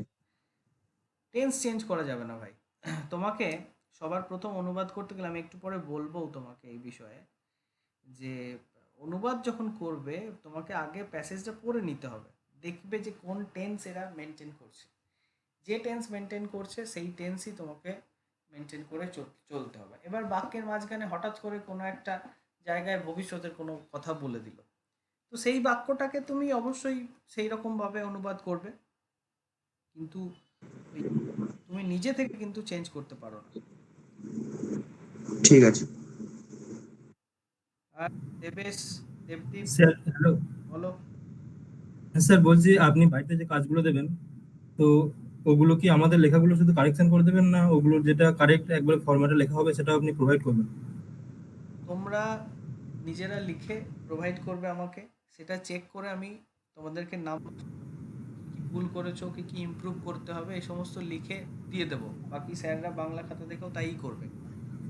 এরপরে সেই টপিকের ওপর আমি নিজে থেকে বা সেই স্যারের কাছ থেকে নিয়ে আমি তোমাদেরকে প্রোভাইড করে দেবো, সেইটার সঙ্গে মিলিয়ে তোমরা বুঝতে পারবে যে তোমার রাইটিংয়ের সঙ্গে সেই রাইটিংয়ের কতটা পার্থক্য রয়েছে। মানে তুমি যদি কিছু ক্ষেত্রে দেখা গেল তুমি সময়ের অভাবে করতে পারলে না সেদিনের হোমওয়ার্কটা, তার মানে তোমার সেটা বাকি থেকে যাবে না, তুমি একটা রেডিমেড মেটেরিয়াল পেয়েই যাবে, ঠিক আছে? স্ট্যান্ডার্ড ঠিক আছে, মেটেরিয়াল একটা পাবে, মেটেরিয়ালটা হয় আমার লেখা হবে না হয় স্যারের লেখা হবে, ঠিক আছে? ঠিক আছে স্যার। আর কিছু, আরেকটা কথা বলি, এই যে আমাদের পরিচিত, আমি আর নাম বলছি না, তোমরা অনেকে বলছিলে, দেখো ওই চ্যাট জিপিটি, এআই এইসবের হেল্প যদি নাও তাহলে কিন্তু শিখতে পারবে না, এটা প্রথম কথা। দ্বিতীয় কথা, এই সমস্ত এআই এখন বাচ্চা, ঠিক আছে? 5+5 কত হয়, 10 হয়, আনসার দিল এআই। সেকেন্ড টাইম তুমি যদি জিজ্ঞেস করো যে আমি তো জানতাম 12 হয়, ব্যাস ঘুরিয়ে পেঁচিয়ে তোমাকে হ্যাঁ 12 হয় প্রুভ করেই দেবে। তার মানে এরা এখন, এআই এখন এতটা অ্যাডভান্স হয়ে যায়নি যে তোমার খাতা চেক করে তোমাকে ঠিকঠাক আহ, কিছুটা হেল্প করতে পারে, বাট তোমাকে সম্পূর্ণ হেল্প করতে পারবে না। এক্ষেত্রে তোমার আশপাশে যদি কোনো স্যার থেকে থাকেন যারা পড়ায় তুমি জানো ভালো নাম আছে, তুমি তাদের কাছেও কিন্তু পড়ে কন্টিনিউ করতে পারো, যে কোনো এক জায়গায় ভালো করে পড়ো। কারণ মেন্সটা নিজের, যেহেতু নিজের খাতা নিজে চেক করা যায় না, সেহেতু মেন্সটা নিজে নিজে করা খুব মুশকিল, নিজে নিজে কিন্তু হবে না। এটা তুমি আমার কাছেও ক্লাস করতে পারো বা যে কোনো জায়গায় হোক, যে কোনো এক জায়গায় ফিক্স তোমাকে কিন্তু করতেই হবে। এটা একটা ছিল, অনেকে দুজন আমাকে জিজ্ঞেস করেছে এটা, সেই জন্য আমি বললাম এআই এর কথাটা। তো লেখার সময় নিজের মাথায় যেটা আসবে সেটাই করার চেষ্টা করবে, মোবাইলের হেল্প নেবে না। আর মোবাইলটাকে একটু দূরেই রাখো, 2 মাসের তো ব্যাপার, একটু দূরেই রাখো মোবাইলটাকে। চলো, অনেক সময় গেছে, ক্লাসটা শুরু করা যাক। দেখো, আজকে আমরা যেটা করব সেটা হচ্ছে এসআইতেও রয়েছে, ক্লার্কশিপেও রয়েছে বঙ্গানুবাদ, বাংলার ক্ষেত্রে। বাংলার ক্ষেত্রে আমি বলছি, বাট ইংরাজিটাকেও আমি টেনে দেবো এর সঙ্গে, ট্রান্সলেশন ইংরাজির ক্ষেত্রে এর শুধু গঠনগত কিছু পার্থক্য হয়, বাকি ব্যাপারটা একই। সবার প্রথম জানতে হবে অনুবাদ কি। দেখো, অনুবাদ হচ্ছে তুমি একটা ভাষা থেকে আরেকটা ভাষায় রূপান্তর করছো, ঠিক আছে? এক ভাষার ভাবকে অন্য ভাষায় রূপান্তর করার কাজকে অনুবাদ বলে, ঠিক? খুব ভালো করে বুঝবে, একদম বাচ্চাদের মতো করে বলছি, খুব ভালো করে বুঝবে। তুমি হিন্দিতে কথা বলো, তোমার হিন্দিটা তোমার মা বা তোমার বাবা বুঝতে পারছে না, তাহলে তোমার মা বাবাকে বোঝানোর জন্য তুমি হিন্দিটাকে আবার বাংলায় ট্রান্সলেট করে বুঝিয়ে বলো না। যখন তুমি বুঝিয়ে বলো তখন খেয়াল করবে যে তুমি মাঝে মাঝে নিজের মতো করে সেইটা হুবহু অনুবাদ না করে তার ভাষা আর ভাবটাকে খেয়াল রেখে একটা ভাবানুবাদ করে দাও, যেখানে সেই অনুবাদের মানেটা একই থাকে। আমাদের কিন্তু এই কাজটাই করতে হবে। কি? এর দুটো অংশ, একটা ভাষা আর একটা ভাব, যেখানে ভাষা আলাদা হলেও ভাব কিন্তু একই থাকবে। ঠিক আছে? মানে তুমি যখন ট্রান্সলেশন করবে বাংলা থেকে ইংরাজিতে অথবা ইংরাজি থেকে বাংলায়, এমনটা যেন না হয় যেখানে যে ওখানে দিয়েছে এক আর তুমি ট্রান্সলেট করে ফেলেছো আর এক। ঠিক আছে? এক্ষেত্রেও কোন টেন্সে আছে অবশ্যই খেয়াল রাখতে হবে। ওখানে দেওয়া আছে ভাত খাচ্ছি, এখানে তুমি খেয়েছিলাম করে ফেললে মুশকিল। তাহলে ভাষা আর ভাবের কিন্তু একটা ব্যাপার এখানে থাকে, যেখানে ভাবটা তোমাকে একই রাখতে হবে। অনুবাদের ক্ষেত্রে টোটাল 8টা নিয়ম তোমাকে মানতে হবে, আমি একদম সুন্দর করে লিখে দিয়েছি। এর থেকে বেটার অনুবাদের নিয়ম আমার মনে হয় না কোথাও রয়েছে। তুমি দেখো, একদম 1 নম্বরে ভাবকে অক্ষুণ্ণ রেখে বলেছি ভাষান্তর করতে হবে, এই নিয়মগুলো মানতে হবে। প্রথম নিয়ম দেখো, যখন আমরা অনুবাদ করব সেক্ষেত্রে দেখো সম্ভব আক্ষরিক অনুবাদ করতে হবে, অর্থাৎ মূল প্রতিটি শব্দের উপযুক্ত প্রতিশব্দ দিতে হবে। আমি একটু আগে বললাম ভাবানুবাদ করতে হবে, এখন আবার বলছি আক্ষরিক অনুবাদ করতে হবে। অ্যাকচুয়ালি দুটোকে মিশিয়ে মিশ্র অনুবাদ তোমাকে করতে হবে। আক্ষরিক কথাটা কেন দিয়েছি, তার কারণ এইটা যদি আমি না, তাহলে তুমি তোমার মতো করে যা খুশি তাই অনুবাদ করে দিতে, যা খুশি তাই অনুবাদ করলে হবে না, সেই জন্য আক্ষরিক কথাটা লিখেছি। একটা বাক্য দিয়েছে, সেই বাক্যটাকে তুমি হুবহু অনুবাদ যদি করে দাও তাহলে সেটা খারাপ অনুবাদ হবে, সেখানে ভালো নাম্বার পাওয়া যাবে না। কিন্তু সে তার সঙ্গে একটুখানি তোমার ভাব মিশিয়ে যদি দাও, এক্সট্রা কোনো শব্দ জুড়লে হবে না কিন্তু, তাহলে সেটা আরো বেটার হবে। আক্ষরিক কথাটা ওই জন্য লেখা আছে। 2 নম্বরে এসো, আক্ষরিক অনুবাদ বা প্রতিপক্ষ দিতে গিয়ে ভাবটা যেন অস্পষ্ট না থাকে, জড়তাযুক্ত যেন না হয়, যেটা তোমাকে একটু আগে আমি বলছিলাম। তাহলে এদিকেও দৃষ্টি রাখতে হবে। অর্থাৎ অনুবাদের ক্ষেত্রে আক্ষরিক অনুবাদ আর ভাবানুবাদ এই দুটো মিশ্র রীতিকেই কাজে লাগাতে হবে, যেটা আমি তোমাদেরকে অলরেডি বলে ফেলেছি। দুটোকেই কাজে লাগাতে হবে, আক্ষরিক আর ভাবানুবাদ। এরপর 3 নম্বর রুলসে এসো, বাক্যের অনুবাদকে মনোযোগী হবার জন্য, মানে যে পড়ছে সে যাতে মনোযোগ সহকারে ভালো লাগে তার পড়তে, এরকম সমগ্র অনুচ্ছেদটি ভালোভাবে নিজে আগে পড়ে নেবে, তারপরে সেটাকে করার চেষ্টা করবে। প্রতিটি বাক্যের সমাপিকা ক্রিয়াগুলোকে চিহ্নিত করতে হবে। কেন এটা ধরতে বলছি, বাক্যের মধ্যে সমাপিকা ক্রিয়াকে যদি ধরে ফেলো তাহলে তার ট্রান্সলেশন করা খুব সোজা। কে সাবজেক্ট কে অবজেক্ট ধরে ফেলবে এবং এসভিও রুল মেনটেন করে বাংলা থেকে ইংরাজিতে, আর ইংরাজি থেকে বাংলার ক্ষেত্রে গেলে এসওভি, প্রথমে সাবজেক্ট তারপর অবজেক্ট তারপর ভার্ব। এইটার যে ব্যাপারটা, এই ট্রান্সলেশনের এই যে ব্যাপারটা তোমরা ইউজ করতে পারবে। 4 নম্বরে এসো, যেটা আমি ইংরাজিতে এক্ষুনি বললাম সেটাই আরেকবার ভালো করে আমি এখানে লিখে দিয়েছি। দেখো ইংরাজির ক্ষেত্রে পদ বিন্যাস কেমন হয়, প্রথমে সাবজেক্ট থাকে, তারপরে ভার্ব থাকে, তারপর অবজেক্ট থাকে। কিন্তু বাংলার ক্ষেত্রে সেটা বর্জন করতে হবে। বাংলার ক্ষেত্রে প্রথমে কর্তা, তারপরে অবজেক্ট, তারপরে প্রথমে কর্তা, তারপরে অন্য পদ থাকে, ঠিক আছে, তারপরে অবজেক্ট থাকে, লাস্টে গিয়ে ক্রিয়া থাকে, মানে এসওভি। অন্য পদ যদি না থাকে তাহলে অবজেক্টই থাকবে। ইংরাজির ক্ষেত্রে এসভিও, বাংলার ক্ষেত্রে এসওভি থাকে। কীরকম ব্যাপার দেখো, একটা এক্সাম্পলও দিয়ে দিয়েছি। যদি বলি সাহিল বট এ বুক ইয়েস্টারডে, তাহলে এর মধ্যে কি করেছে, কিনেছে, ভার্বকে ধরলাম, কে কিনেছে, সাহিল কিনেছে, তাহলে সাহিল সাবজেক্ট বসিয়ে দাও, সাহিলকে আগে বসিয়ে দিলাম। তারপরে দেখো ক্রিয়া কে আছে, ভার্ব, এই দেখো ক্রিয়া আছে, তারপরে দেখো কি কিনেছে, অন্য পদ দিয়ে স্টার্টে, পরপর দেখো, তাহলে সাবজেক্ট, দেখো ভার্ব, দেখো অবজেক্ট, আর এটা আদার্স। তার মানে এসভিও রুল মেনটেন করলো, এটা ইংরেজির ক্ষেত্রে। বাংলার ক্ষেত্রে দেখো সাহিল গতকাল একটি বই কিনেছিল, এরই ট্রান্সলেশন এইটা হয়েছে। দেখো প্রথমে কর্তা এসেছে, তারপর দেখো গতকাল এসেছে, তার মানে কর্তার পরে অন্য পদ, তারপরে কর্ম। কি কিনেছে? একটি বই কিনেছে, একটি বই, কর্ম বসিয়ে দিয়েছি। কিনেছিল, ক্রিয়া লাস্টে বসেছে। এইবার আমি কি বোঝাতে চাইলাম এটাতে? আমি এটা বোঝাতে চাইলাম যে তুমি সাহিল বট এ বুক ইয়েস্টারডে এটাকে যখন বাংলায় অনুবাদ করবে তখন এই রুলটা মানবে, এই রুলটা মানবে। প্রথমে কর্তা, তারপর অন্য পদ, তারপর কর্ম, তারপর ক্রিয়া। আর যদি ইংরাজি বাংলা থেকে ইংরাজিতে যাও সেক্ষেত্রে তুমি এই কর্তা, তারপর ক্রিয়া, তারপর কর্ম, তারপর অন্য পদ, এইটা মানবে। ভুল সবাই কি করে এখানটা দেখো, ভুলের ব্যাপারটা দেখো।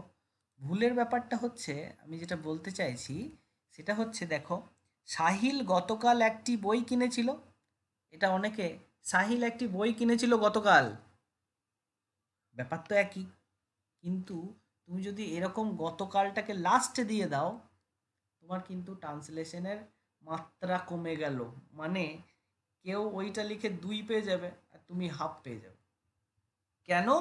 তার কারণ অন্য পদকে তুমি লাস্টে লিখে ফেলেছো।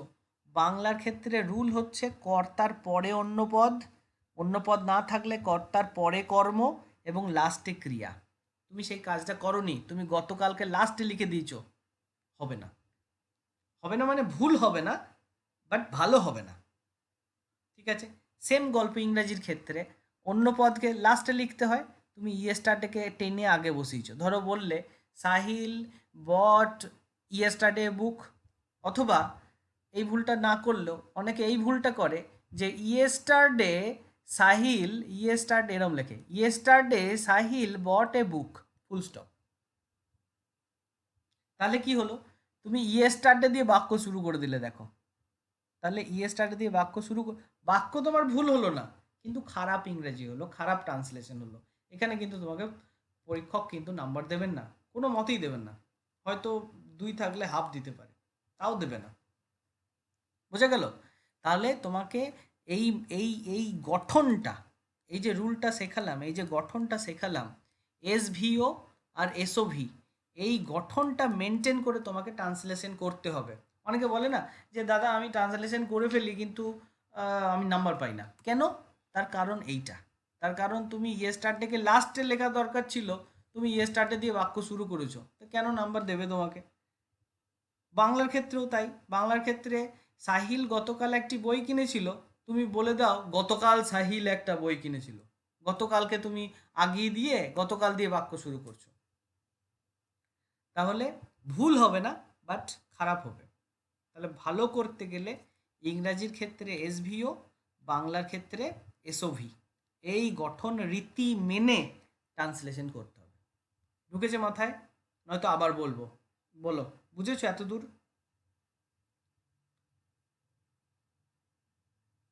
রেসপন্স দাও। ওকে। এরপর হ্যাঁ স্যার। কিছু পার্টিকুলার জিনিস আমাদেরকে খেয়াল রাখতে হবে। কীরকম?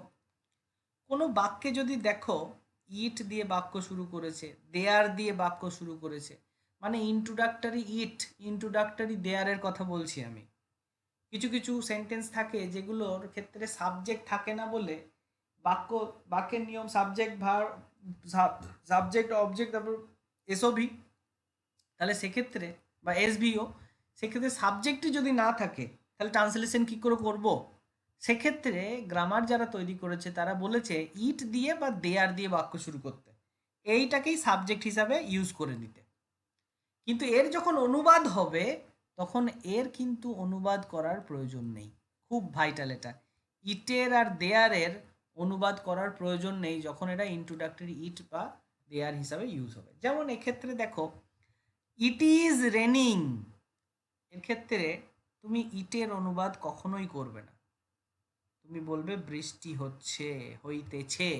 রেনিং, ইজ রেনিং, তার মানে হইতেছে।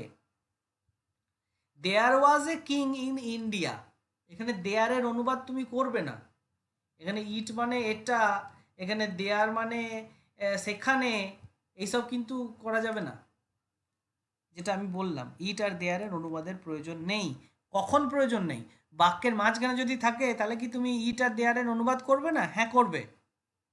কিন্তু এগুলো দিয়ে যদি বাক্য শুরু হয়, ইন্ট্রোডাকশন দেওয়ার ক্ষেত্রে, মানে ইন্ট্রোডাক্টরি ইট, ইন্ট্রোডাক্টরি দেয়ার, যেখানে ইট আর দেয়ার বাক্যের শুরুতে থাকে, সেই ক্ষেত্রে ইট আর দেয়ারের কোনো অনুবাদ করার প্রয়োজন নেই।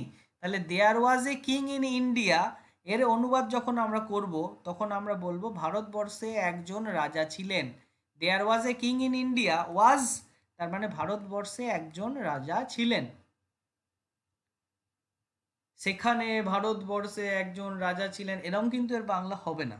তাহলে এই ইট আর দেয়ারের অনুবাদের কোনো প্রয়োজন নেই, এইটা মাথায় রাখতে হবে। 6 নম্বর রুলে এসো। সব একদম সুন্দর করে রেডিমেড আমি লিখেই দিয়েছি যাতে তোমাদের একটু অসুবিধা না হয়। নেক্সট কি? কোনো ফ্রেজ, PHRASE বানানটা ঠিক করে নিও। ফ্রেজ আর ইডিয়ামসের ক্ষেত্রে তার আক্ষরিক অনুবাদ কিন্তু করা হয় না। বারবার তোমাদেরকে আমি যখন ইডিয়ামস পড়িয়েছি বলেছি যে যদি কোনো বাক্যের মাঝখানে ফ্যাট ক্যাট লেখা থাকে তাহলে ভেবে দেখো যে এটা কোনো মোটা বিড়াল নাকি বোঝাচ্ছে নাকি রিচ পার্সেন্ট বোঝাচ্ছে। যদি বলা হয় he is a fat cat, তাহলে সে একটা মোটা বিড়াল, এরকম বাংলা অনুবাদ কিন্তু হবে না, এরকম আক্ষরিক অনুবাদ কিন্তু করা যাবে না। তখন এর ভাবানুবাদ করতে হয়। He is a fat cat তার মানে হয় সে একজন ধনী লোক, রিচ পার্সন। ব্ল্যাক শিপ মানে কালো ভেড়া ধরলে হয় না, ব্ল্যাক শিপ মানে কুলাঙ্গার ধরতে হয়। সেই রকম ফ্রেজ আর ইডিয়ামসের কিন্তু আক্ষরিক অনুবাদ হয় না, ভাবানুবাদ করতে হয়। ফ্রেজের ক্ষেত্রে দেখো, ইডিয়ামসের ক্ষেত্রে দেখো, একটা এক্সাম্পল আমি দিয়েছি যে the market is at a stones throw from our school. দেখো, অ্যাট এ স্টোন থ্রো, এইটা তো একটা ইডিয়াম, যারা পড়েছো আমার কাছে তারা জানো, এটা তোমাদের কাছে কমন ইডিয়াম। এর মানে কি শিখিয়েছিলাম? ঢিল ছোড়া দূরত্বে, মানে খুব কাছে।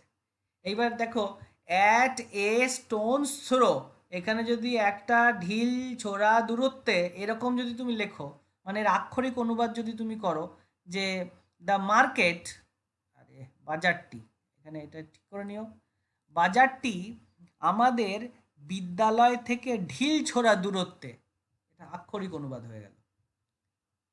বাক্য ভুল হলো না, বাট আক্ষরিক অনুবাদে ব্যাপারটা ঠিক জমলো না। ইংরাজি বাংলা এগুলো তো সাহিত্য, এখানে ভালো লাগালাগির একটা ব্যাপার থাকে। তাহলে এটাকে আমরা কি বলতে পারি? ঢিল ছোড়া দূরত্বকে খুব কাছে বলতে পারি। দেখো তাহলে কি হলো? The market is at stones throw from our school, তার মানে বাজারটি, ঠিক করে নিও, কাজ ডি হয়ে গেছে, টাইপিং মিস্টেক, যাই হোক, বাজারটি আমাদের বিদ্যালয়ের খুব কাছে। তাহলে ঢিল ছোড়ার দূরত্বে আমি না বলে খুব কাছে বলে দিলাম, এটা কিন্তু যথার্থ অনুবাদ হলো। ব্যাপারটা বোঝা গেল? ব্যাপারটা হচ্ছে যে ইডিয়ামস আর ফ্রেজের ক্ষেত্রে আমাদের কিন্তু আক্ষরিক অনুবাদ না করে যথার্থ অনুবাদ করতে হয়, মানে একটু ভাবানুবাদ করতে হয়, ঠিক আছে? তাহলে তোমাকে কিন্তু প্রচুর, এইবার দেখো একটা জিনিস দেখো, ট্রান্সলেশন করো বা প্রেসি লেখো বা রিপোর্ট লেখো, তোমার স্টক অফ ওয়ার্ড খুব ভালো চাই। তোমার ইডিয়াম, সিনোনিম, ওয়ান ওয়ার্ড যেগুলো তুমি প্রিলিতে পড়ে এসেছিলে সেই সব কিছু এখানে কাজে লাগবে।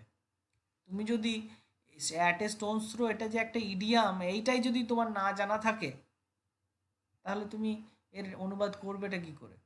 তো এইগুলো একটা বেসিক জায়গা যেটা তোমাদের কিন্তু আগে থেকে পড়ে রেডি থাকতে হবে, যেটা তোমরা অলরেডি প্রিলির সময় পড়ে এসেছো। এরপর এসো, এরপর দেখো 7 নাম্বার, একটা টোটাল 8টা পয়েন্ট বলেছি। 7 নাম্বারে দেখো, ভাষা একদম সাবলীল আর সুখ পাঠ্য করতে হবে।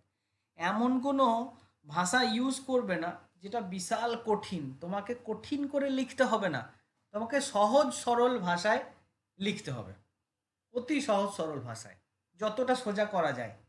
কখনোই এটা ভেবো না এটা তো একদমই সোজা বাক্য হয়ে গেল, না, সোজা বাক্যটাই চাই। তোমাকে কঠিন করে শশী থারুরের মতো, শশী থারুর স্যার আছে না, খুব দারুণ ইংরেজি বলে, যার ইংরেজি কি বললো বোঝার জন্য ডিকশনারি সার্চ করতে হয়, তো এত এরকম শশী থারুর টাইপের ইংরাজি বা অনুবাদ তোমাকে করতে হবে না। বাংলার ক্ষেত্রে একই গল্প, একদম সেই বঙ্কিমচন্দ্রের মতো ভাষা ইউজ করে দিলে কোনো প্রয়োজন নেই। সহজ সরল, যেটা পড়ে, এই যে সুখ পাঠ্য বলছি, যেটা যে পড়ছে তার জন্য পড়তে ভালো লাগে। এবার তুমি একটা রাইটিং লিখছো, 10 জায়গায় কাটাকুটি করেছো, তাহলে যে পড়ছে তার কি পড়তে ভালো লাগবে? একটু সুন্দর হাতের লেখা করে ভালো করে লেখার চেষ্টা করবে। এইবার 8 নাম্বার এবং খুব ভাইটাল পয়েন্ট এইটা, অনেকে এই 8 নাম্বার পয়েন্টটা হয়তো জানেই না। কি ব্যাপার? ট্রান্সলেশনের ক্ষেত্রে যদি প্রয়োজন পড়ে, তাহলে মূল যে অনুচ্ছেদটা দিয়েছে সেই অনুচ্ছেদটা একটা বাক্য করে ভেঙে একাধিক ছোট ছোট বাক্য করে নিতে পারো, অথবা ছোট ছোট কিছু বাক্য দেওয়া আছে সেগুলোকে যুক্ত করে একটা বড় বাক্য তুমি বানিয়ে নেওয়ার স্বাধীনতা পাচ্ছ এখানে। হলো ট্রান্সলেশনের ক্ষেত্রে। তাহলে কি বললাম, একটা বিশাল বড় বাক্য দিয়েছে, তার তুমি ধরো 3-4 লাইন জুড়ে একটা বাক্য, তার তুমি যখন অনুবাদ করবে বাংলায় বা ইংরেজিতে, সেটাকে তুমি টুকরো টুকরো করে ভেঙে, মানে পাল্টালে কিন্তু হবে না, মানেটাকে ঠিক রেখে তুমি সেটাকে টুকরো করে ছোট একাধিক বাক্য করে ফেলতে পারো। আবার ছোট ছোট একাধিক বাক্য রয়েছে, সেটাকে জুড়ে তুমি মানে অক্ষুণ্ণ রেখে, মানে কিন্তু তোমাকে ঠিকই রাখতে হবে, মানে ঠিক রেখে তুমি সেটাকে একটা সিঙ্গেল বাক্য বানিয়ে ফেলতে পারো। বোঝানোর জন্য আমি দুটো বাক্য দিয়েও রেখেছি তোমাদের। দেখো, এই যে we should love this land, comma দিয়েছে, where we live and which is one of the finest countries in the world. এর যদি সাধারণ অনুবাদ করি, তাহলে দেখো, আমাদের উচিত এই দেশকে ভালোবাসা, হোয়ার উই লিভ, যেখানে আমরা থাকি, এই যে আমাদের দেশ এখানে ভালোবাসা যেখানে আমরা থাকি, which is one of the finest country in the world, যেখানে আমরা বসবাস করি, এবং যে দেশ পৃথিবীর সুন্দরতম দেশগুলির অন্তর্গত, সুন্দরতম দেশগুলির অন্তর্গত। তাহলে এইটা দেখো সাধারণ অনুবাদ হয়ে গেল। এইটাকেই যদি আমরা এরকম বলতে পারতাম, এই দেখো তুমি এখানে কি করলে সাধারণ অনুবাদে, we should love this land, এর মানেটা তুমি শুরুতে লিখে দিলে, হোয়ার উই লিভ তারপরেরটাকে তারপরেই লিখে দিলে, তারপরেরটাকেও তারপরেই লিখে দিলে। এইরকম না করে তুমি একবার ভালো করে ভেবে দেখো তো, যদি এই বাক্যটাকে তুমি এরকম লিখতে যে আমাদের উচিত এই দেশকে ভালোবাসাটাকে তুমি যদি পরে দিয়ে দিতে, দিয়ে যদি এরকম বলতে যে এই দেশ পৃথিবীর সুন্দরতম দেশগুলির অন্যতম, তার মানে লাস্ট লাইনটাকে যদি, এর লাস্ট লাইনের মানেটা যদি প্রথমে লিখতে, তারপরে আমরা এখানে বসবাস করি, আমাদের উচিত এই দেশকে ভালোবাসা, তারপরে মাঝের লাইনটা এখানে রেখে আমাদের দেশকে ভালোবাসাটাকে যদি লাস্টে টেনে আনতে, তাহলে তোমার অনুবাদটা কত সুন্দর হতো। তার মানে আমাদেরকে এই বিষয়টাও খেয়াল রাখতে হবে যে যখন আমরা বাক্যটা পড়বো, দুবার পড়ে নেব, এটাকে আর কত রকম ভালোভাবে এটাকে ট্রান্সলেশন করা যায়। ঠিক আছে, তাহলে এরকমভাবে উল্টে পাল্টে তুমি কিন্তু করতে পারো, টুকরো করে অথবা একসঙ্গে জুড়ে। টুকরো করার যে ব্যাপারটা ওখানে রুলে বলেছিলাম, সেটার এক্সাম্পলে দেখো, হিজ ফাদার ডায়েড একটা বাক্য, হি হেয়ার্ড ইট এটা একটা বাক্য, at once he went home এটা একটা বাক্য। তাহলে এইটাকে তুমি অনুবাদ কি করে করবে? দেখো, এই 3টে বাক্যকে জুড়ে তুমি এটা বলে দিতেই পারো যে পিতার মৃত্যু সংবাদ শুনে তিনি তৎক্ষণাৎ বাড়ি চলে গেলেন। তাহলে হিজ ফাদার ডায়েড, তার বাবা মারা গেছিল, হি হেয়ার্ড ইট সে সেটা শুনেছিল, অ্যাট ওয়ান্স তক্ষুনি, হি ওয়েন্ট হোম সে বাড়ি চলে গেছিল। তাহলে কেউ যদি ট্রান্সলেশনটা এরকম 3খানা ভেঙে করে, তাহলে তারটা কতটা বিচ্ছিরি হবে এটা ভাবো। তাহলে তুমি এই 3টেকে জুড়ে একটাই সিঙ্গেল বাক্য বানিয়ে দেবে যে পিতার মৃত্যু সংবাদ শুনে তিনি তৎক্ষণাৎ বাড়ি চলে গেলেন। তাহলে এটা যথার্থ অনুবাদ এইটাই হবে। অনেকেই ভুল করে এটা, বিশাল পারদর্শী ইংরেজিতে, কিন্তু এইটাকে যদি ট্রান্সলেট করো বলে দাও, সেও দেখবে বলবে হিজ ফাদার ডায়েড, তার পিতা মারা গেছিল, হি হেয়ার্ড ইট সে সেটা শুনেছিল, অ্যাট ওয়ান্স তৎক্ষণাৎ, হি ওয়েন্ট হোম সে বাড়ি চলে গেছিল। কিন্তু এটা অনুবাদ হলো না। যথার্থ অনুবাদ করতে গেলে এই 3টেকে জুড়ে যদি তুমি করে দিতে পারো যে পিতার মৃত্যু সংবাদ শুনে তিনি তৎক্ষণাৎ বাড়ি চলে গেলেন, তাহলে তোমার ট্রান্সলেশনের স্ট্যান্ডার্ড কিন্তু বেড়ে গেল। তাহলে কখনো প্রয়োজন পড়লে আমরা বাক্যগুলোকে জুড়ে ট্রান্সলেট করে নিতে পারি, কখনো প্রয়োজন পড়লে টুকরো করে বাক্যগুলোকে ভেঙেও নিতে পারি। সেই স্বাধীনতা আমাদের পিএসসি দিয়েছে। হলো, এরপরে দেখো, পিএসসি ক্লার্কশিপের জন্য আমি একটা ট্রান্সলেশন অনুবাদ তোমাদের জন্য রেডি করে রেখেছি, এটা আমি তোমাদেরকে একবার পড়ে শুনিয়ে দিচ্ছি।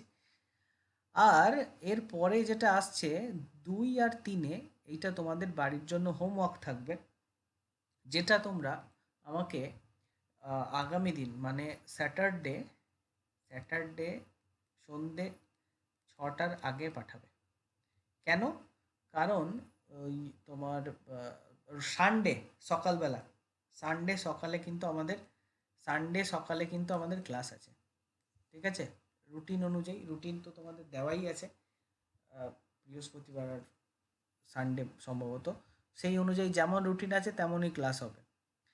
সানডে ক্লাস আছে, তার আগে খাতা দেখতে হবে, সেদিন রাতেই স্যাররা খাতা দেখে ফেলবেন, তো সন্ধে 6টার মধ্যে খাতা জমা দিতে বলেছেন। আর যেহেতু ইংরাজি, সেহেতু আমিও কিছু দেখে ফেলতে পারবো ট্রান্সলেশনের ক্ষেত্রে, বাংলার ইংরেজি আমি কিছু দেখে ফেলতে পারবো, অতএব অসুবিধে হবে না। তো আগামী দিন সন্ধে 6টার মধ্যে এই 2 নাম্বার ট্রান্সলেশন যেটা আছে এটাকে বাংলায়, আচ্ছা তোমাদের কেন অনুবাদটা দিলাম জানো? কারণ সব থেকে সোজা এটা, সব থেকে সোজা কি, ইংরেজি থেকে বাংলায় ট্রান্সলেট করা। তোমাকে যদি আমি এখনই বলতাম রিপোর্টটা লেখো, তুমি প্রেসিটা লেখো, ভয় পেয়ে যেতে। আমি অনেক ভেবেচিন্তেই এটা দিয়ে শুরু করেছি, এটাতে নাম্বারও বেশি পাওয়া যায় আর ব্যাপারটাও খুব ইজি। তোমাকে ইংরাজিটা দিয়েই দেওয়া হয়েছে, এর বাংলাটা কি বলতে চাইছে সেই ট্রান্সলেশনটা তোমাকে করতে বলছি, যেটা একটা বাচ্চাদের ব্যাপার। একই রকমভাবে 3 নাম্বারে যেটা আছে এটাকেও দুটো হোমওয়ার্ক দাও, দুটো হোম লার্নিং অ্যাক্টিভিটির মধ্যে বা হোমওয়ার্কের মধ্যে এই দুটো 2 আর 3 সিরিয়াল নাম্বারে যেটা আছে, এই ইংরাজি বাক্যকটাকে, খুব অল্প বাক্য দেখতেই পাচ্ছ, এই বাক্যকটাকে বাংলায় অনুবাদ করে লিখে আমাকে পাঠিয়ে দেবে। গুগল বা এআই এর হেল্প নিয়ে যদি লিখে পাঠাও আমি সেটা ধরে ফেলবো, কারণ তোমরা যারা আছো বেশিরভাগ জনকেই আমি চিনি, সবাই আমার স্টুডেন্ট, কে কত দূর দৌড়াতে পারো আমি জানি। তো নিজে ওই সমস্ত কাজ করতে গেলে নিজেকে ঠকাবে, নিজেকে ঠকিয়ে কিন্তু পাস করা যাবে না। একদম অনেস্টলি তোমার যেটা মাথায় আসছে সেইটাই তুমি লিখে পাঠাবে। 2 আর 3 আমাদের হোম লার্নিং অ্যাক্টিভিটির মধ্যে থাকবে, ঠিক আছে? এইবার একেরটা দেখো, একটুখানি আমি পড়ে বলে দিচ্ছি যাতে তোমাদের করতে সুবিধে হয়। প্রথমে যে ট্রান্সলেশনটা দেবে সেটা একদম লাইন বাই লাইন পড়ে ফেলবে। দেখো আমি পড়ছি, স্টুডেন্ট লাইফ, এরকম 2-3টে শব্দ একদমে উচ্চারণ করে পড়তে হয়। পড়ারও একটা টেকনিক আছে, তুমি এরকম student life is the stage of preparation for future, এরকমভাবে উল্টো পাল্টাভাবে পড়লে হয় না, হয় 2 বা 3টে, যতটা একদমই উচ্চারণ হয় তত দূর তোমাকে উচ্চারণ করে পড়তে হয়, ভেঙে ভেঙে ভেঙে ভেঙে পড়তে হবে। Student life is the stage of preparation, দেখো আমি কেমনভাবে পড়ছি। আমার খুব মনে পড়ে, আজ থেকে 3-4 বছর আগে আমার একটা স্টুডেন্ট ছিল, ওই আমি যখন পড়তাম না, তার পড়াতে সমস্যা ছিল আর কি, ঠিক আছে? তো আমি যখন পড়তাম ও এরকম নিচে দাগ দিত যে স্যার কোথায় থামলো, যেখানে থামলো ও সেখানে লেখা থামাতো, আমি বললাম স্টুডেন্ট লাইফ, থামলাম, ও এইটুকু দাগ দিত। Is the stage of preparation, তাহলে ও ইজ দ্য স্টেজ অফ প্রিপারেশনের নিচে দাগ দিত, দিয়ে রেখে দিত। এরকমভাবে ওকে আমি করতে দেখেছি এবং পরবর্তীকালে এত সুন্দর ও পড়তে পারতো, সত্যি খুব ভালো পড়তে পারতো। তো এরকমভাবে পড়তে হয়, এরকমভাবে পড়লে এর মানেটাও তোমরা বুঝতে পারবে যে কি বলতে চাইছে। আর অদ্ভুতভাবে যদি পড়ো উল্টো পাল্টাভাবে, তাহলে তার মানে বুঝতেও অসুবিধা হবে, ঠিক আছে? তো আমি কি বললাম, 2-3টে শব্দ একবারে উচ্চারণ করলে দেখবে ব্যাপারটা বেটার হবে। Student life is the stage of preparation for future. This is the most important period of life. A student is young today, but he will be a man tomorrow. He has different duties. He should perform them well. As a student, his first duty is to study and learn. He should be careful to his lessons. তার মানে একটা তুমি idea পেয়ে গেলে যে ছাত্র জীবন সম্পর্কে তোমাকে ট্রান্সলেশন দিয়েছে। একবার পড়া হলো, সেকেন্ড টাইম যখন পড়বো তখন আমরা গোটা বাক্যটা পড়ে নেব, দিয়ে এর মধ্যে কোনটা আগে লিখবো কোনটা পরে লিখবো, ওই যে রুল তোমাকে বলে এসছিলাম যে বাংলার ক্ষেত্রে এস ভিও নয় এসওভি, সেই রুল ফলো করে তুমি ট্রান্সলেট করার চেষ্টা করো, ঠিক আছে? তাহলে দেখো student life is the stage of preparation for future, এইখানে সাবজেক্ট কে, কার সম্পর্কে বলা হচ্ছে? বাক্যে যার সম্পর্কে বলা হয় সেই বেটাই সাবজেক্ট। তাহলে এখানে স্টুডেন্ট লাইফ সম্পর্কে বলা হচ্ছে, তাহলে স্টুডেন্ট লাইফ বেটাই সাবজেক্ট, তোমাকে এইটা দিয়েই বাক্য শুরু করতে হবে। তুমি যদি এর মধ্যে অন্য কিছু দিয়ে বাক্য শুরু করো তাহলে কিন্তু তোমার অনুবাদ হলো না। বোঝা গেল? তার মানে তোমাকে সাবজেক্টকে সেটা ধরেই বাক্য শুরু করতে হবে। তাহলে student life is the stage of preparation for future, দেখো ছাত্র জীবন সাবজেক্ট লিখে ফেলেছি। স্টুডেন্ট লাইফের পরে ইজ আছে, এখানে is the stage of preparation for future, দেখো গোটাটাই এক কি টেন্স মেনটেন করেছে? প্রেজেন্ট টেন্স মেনটেন করেছে। তাহলে এখানে আমরা বলবো যে ছাত্র জীবন হলো ভবিষ্যতের জন্য, এই যে ইন ফর ফিউচার বলেছে তাহলে ভবিষ্যতের জন্য the stage of preparation, the stage of প্রিপারেশনের বাংলা কি হবে? প্রস্তুতি নেওয়ার পর্যায়ে। তাহলে দেখো স্টেজ মানে যে পর্যায়, এটা যদি তোমার না জানা থাকে তাহলে তোমার ট্রান্সলেট করতে অসুবিধে হবে। সেক্ষেত্রে যদি খুব, আমি বলছি না এটাই করবে, যদি একদমই পরীক্ষার হলে অগত্যা নাই বাক্যটা বানাতে পারো, সেক্ষেত্রে পর্যায়ে জায়গায় তুমি এরকমভাবে স্টেজটাও লিখে যেন বাক্যটা কমপ্লিট করে এসো, যেন সেটাকে ছেড়ে দিও না। বোঝা গেল? মানে এখানে লিখে এখানে ফাঁকা দিয়ে দিলে, এই ফাঁকাটা যেন রেখে এসো না, এটাই বলার। ঠিক আছে? এবার সব ক্ষেত্রে একটা অনুবাদ করতে গিয়ে যদি 2-3 জায়গায় এই কাজটা করো তুমি, তোমার নাম্বার স্বাভাবিক কথাই কম হবে। ঠিক আছে? তো এইটা অ্যাভয়েড করার চেষ্টা করতে হবে, তাতে স্টক অফ ওয়ার্ড যাতে বাড়ে সেই জন্য প্রচুর এই এই এখনকার দিনে প্রচুর ভোকাবুলারি, বিভিন্ন তোমাদের যে ওয়ার্ড বুক এটা সেটা যেগুলো ছিল ছোটোবেলায় পড়তে, সেগুলো একটুখানি দেখে নিতে পারো। যাই হোক, this is the most important period of life, তাহলে এটাই জীবনের সবচেয়ে গুরুত্বপূর্ণ সময়। দিস ইজ দিয়ে বাক্য শুরু করছে, তাহলে এটি most important period of life, তার মানে জীবনের সবচেয়ে গুরুত্বপূর্ণ সময়। A student is young today, তাহলে a student is young today, এর মধ্যে সাবজেক্টকে এ স্টুডেন্ট, তাহলে একজন ছাত্র দিয়ে বাক্য শুরু করতে হবে। আজ তরুণ, তুমি যদি বলো তরুণ আজ, তাহলে কিন্তু হবে না। ঠিক আছে? তরুণ টুডে লাস্টে আছে, আজকে তুমি লাস্টে লিখে দিলে হবে না কিন্তু। তোমাকে এখানে গঠনের টাইমে কি বলা হলো? গঠনের টাইমে বলা হলো যে আদার্সকে আগে লিখতে হবে, কর্তা, তারপরে অন্য পদ, তারপরে কর্ম, তারপর ক্রিয়া। তাহলে এখানে তুমি কি করে বলতে পারো যে আজকে পরে লিখব? সেই জন্য তোমাকে এটা আজকে আগে দিতে হচ্ছে। তাহলে একজন ছাত্র আজ তরুণ, একজন ছাত্র তরুণ আজ, ভুল নেই কিন্তু, কিন্তু মানে ভালো হলো না আর কি, এরকম। But he will be a man tomorrow, তার মানে সে কিন্তু একটা পরিপূর্ণ মানুষ হয়ে উঠবে, এটা বলতে চাইছে। তাহলে বাট, বাট মানে কিন্তু। He will be a man tomorrow, এখানে সাবজেক্টকে he will be a man tomorrow, সে, তাহলে কিন্তু সে একজন পরিপূর্ণ মানুষ হয়ে উঠবে আগামী দিনে, এটাকে লাস্টে গিয়ে লিখতে হবে। তাহলে কিন্তু সে একজন পরিপূর্ণ মানুষ হয়ে উঠবে আগামী দিনে, এই আগামী দিনেটাকে যদি তুমি লাস্টে গিয়ে লেখো তাও কারেক্ট, আবার আগামী দিনটাকে যদি আগে লেখো তাহলে মোটামুটি ইংরেজি হলো, বাট ঠিক আছে, চলে যাবে। তারপরে এসো, তারপরে দেখো কি আছে, হি হ্যাজ ডিফারেন্ট ডিউটিজ, তার বিভিন্ন কর্তব্য রয়েছে। He should perform them well, তাকে সেগুলো সুষ্ঠুভাবে পালন করতে হবে। এই যে পারফর্ম দেম ওয়েল, এই জায়গাগুলো ধরো, ওয়েলের ইংরাজি, ওয়েলের অনুবাদ আমি সুষ্ঠুভাবে বলছি, তাহলে এই জায়গাগুলো তোমাকে হাইলাইট করতে হবে, দরকার হলে লিখতে হবে যে ওয়েল মানে কি বললাম। ওয়েল মানে এখানে সুষ্ঠুভাবে বললাম। এখানে স্টেজ মানে আমি কি বললাম? স্টেজ মানে পর্যায় বললাম। এই জায়গাগুলোকে মার্ক করতে হবে, এই জায়গাগুলোকে মার্ক করতে হবে। ঠিক আছে? ইম্পর্টেন্ট পিরিয়ড অফ লাইফ, সবচেয়ে গুরুত্বপূর্ণ সময়। তাহলে এই জায়গাগুলো, যে জায়গাগুলো তোমার মনে হচ্ছে যে এই শব্দগুলো আমি জানি না, সেই শব্দগুলোর নিচে দাগ দিয়ে সেটাকে আমি কি লিখছি এই জায়গাটা তোমাকে দেখে নিতে হবে। এরপরে দেখো অ্যাজ এ স্টুডেন্ট, এটাই সাবজেক্ট হিসাবে ধরবো, তাহলে ছাত্র হিসাবে। হিজ ফার্স্ট ডিউটি, তার প্রথম কর্তব্য, তাহলে ডিউটির বাংলা কি লিখলাম? কর্তব্য। কি কর্তব্য? কি? Study and learn. স্টাডি মানে পড়া, আর লার্ন মানে শেখা, তাহলে পড়া ও শেখা তারই।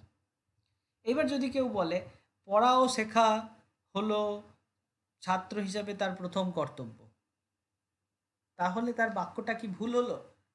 খুব ভালোভাবে বোঝার চেষ্টা করো, তার বাক্যটা কিন্তু ভুল হলো না, কিন্তু তুমি যেহেতু সাবজেক্ট দিয়ে বাক্য শুরু করলে না, সেহেতু তোমার কোয়ালিটি অফ রাইটিং কিন্তু খারাপ হয়ে গেল। এই জায়গাটা বারবার আমি বলছি, এই জায়গাটা ধরতে হবে। সব সময় চেষ্টা করবে সাবজেক্ট দিয়ে বাক্য শুরু করার এবং গঠন মানা। পড়াশোনার প্রতি, আচ্ছা বাক্যটা কি আছে? He should be careful to his lessons, তাহলে হি শুড বি কার উচিত? কার উচিত? তার উচিত। তাহলে পড়াশোনার প্রতি তার যত্নশীল হওয়া উচিত। এই পড়াশোনার প্রতিটাকে যদি তুমি আগে লিখে দাও, তার থেকে অনেক বেটার হবে যদি তুমি তার দিয়ে বাক্যটা শুরু করো। তাহলে তার কি উচিত? তার কি উচিত? হি শুড বি কেয়ারফুল, তাহলে তার উচিত যত্নশীল হওয়া টু হিজ লেসেন্স, পড়াশোনার প্রতি, তার পড়াশোনার প্রতি। তাহলে এখানে আমি সাবজেক্ট তার দিয়ে বাক্য শুরু করলাম, দিয়ে আদার্সকে পড়াশোনার প্রতিটাকে এরপরে নিয়ে এসো। তাহলে তার পড়াশোনার প্রতি যত্নশীল হওয়া উচিত, এরকমভাবে যদি এই বাক্যটা লেখো তাহলে আরও বেটার হবে। বোঝা গেল? তাহলে খাতা পেন নিয়ে বসো, আমি কি বললাম এই জায়গাগুলো একটুখানি তাহলে তোমরা চেঞ্জ করে ঠিক করবে। যদি ঠিক না করো তাও কোনো অসুবিধে নেই, বাট স্ট্যান্ডার্ড আরও হাই হলো না, আরও হাই স্ট্যান্ডার্ড করতে গেলে এই জায়গাগুলো তোমাকে একটু ঠিক করে নিতে হবে। ওকে, বোঝানোর জন্যই আমি এটা দিয়েছি, পরের দিন থেকে দেখবে এগুলো আমি সব ঠিকঠাক করেই দেবো। তাহলে কি বলেছি আরেকবার বলেছি, ছাত্র জীবন হলো ভবিষ্যতের জন্য প্রস্তুতি নেওয়ার পর্যায়, এটি জীবনের সবচেয়ে গুরুত্বপূর্ণ সময়। একজন ছাত্র আজ তরুণ, কিন্তু আগামী দিনে সে একজন পরিপূর্ণ মানুষ হয়ে উঠবে। এখানে সে একজন পরিপূর্ণ মানুষ হয়ে উঠবে আগামী দিনে, এরকমভাবেও তুমি লিখতে পারো। তার বিভিন্ন কর্তব্য রয়েছে, তাকে সেগুলো সুষ্ঠুভাবে পালন করতে হবে। ছাত্র হিসেবে তার প্রথম কর্তব্য হলো পড়া ও শেখা। দিয়ে লাস্ট বাক্যটা তুমি লেখো যে তার পড়াশুনোর প্রতি যত্নশীল হওয়া উচিত, এরকমভাবে তার পড়াশুনোর প্রতি যত্নশীল হওয়া উচিত, এরকমভাবে বাক্যটা ঠিক করে নিও। ওকে, তাহলে একটা ট্রান্সলেশন করতে গেলে সেটা দুবার তিনবার পড়তে হয়, ঠিক আছে? গোটাটা দুবার তিনবার পড়তে হয়। যদিও পরীক্ষায় এত সময় পাবে না, তো চেষ্টা করতে হবে যে এক দুবারে পড়েই ব্যাপারটা বুঝে ফেলা। দিয়ে যে যে শব্দগুলোর মানে তুমি জানো না, সেই সেই শব্দগুলোর নিচে আন্ডারলাইন করতে করতে যাওয়া। এর আশেপাশে কি শব্দ তুমি জানো, সেইটাকে ইউজ করে তোমাকে বাক্য কমপ্লিট করে আসতে হবে। বোঝা গেল? তাহলে একটা ডেমো ট্রান্সলেশন আমি তোমাদেরকে করিয়ে দিলাম, আর দুটো হোমওয়ার্ক দিলাম, এটা কালকের মধ্যে করে আমাকে পাঠিও। ওকে, বলো বোঝা গেল ট্রান্সলেশন কিভাবে করতে হয়, এর রুলসগুলো বা কিভাবে করতে হবে? কারো কিছু যদি প্রশ্ন থাকে করো। আজকে ক্লাস এটুকুই থাকবে।